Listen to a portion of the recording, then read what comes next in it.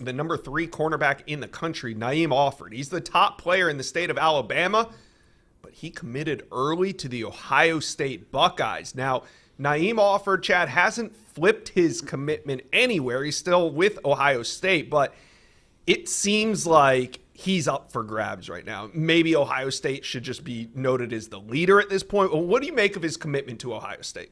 I mean, he's still committed. Obviously, nothing, like you said, nothing has changed, at least officially at this time. They're still trying to get him back for, the game against Michigan at the end of November. I mean, he still has communication with that staff from Tim Walton to, up and down the coaching staff there in Columbus. I mean, he's got family in Ohio. There's reasons that he chose Ohio State when he did. Their development. He's close with Devin Sanchez from Texas. Those guys communicate. Those guys talk. But, yeah.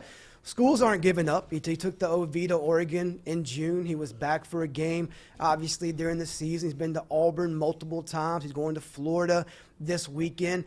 Depending, again, who you talk to, how strong he is to Ohio State, I still hear the most about Auburn being that consistent competitor, strong contender against Ohio State, in-state school, close to home. He knows a lot of commitments. He can be a guy there early at cornerback from like day one starting potentially. It's a big need for them in the program. But you cannot sleep ever on Oregon. Dan Lanning and that program, they're going to be right there in this race until the end. And maybe, yes, I hear more about Auburn today, but I hear a lot about Oregon as well, and maybe the least about Ohio State right now. So let's see how all this plays out. We have 3 weeks.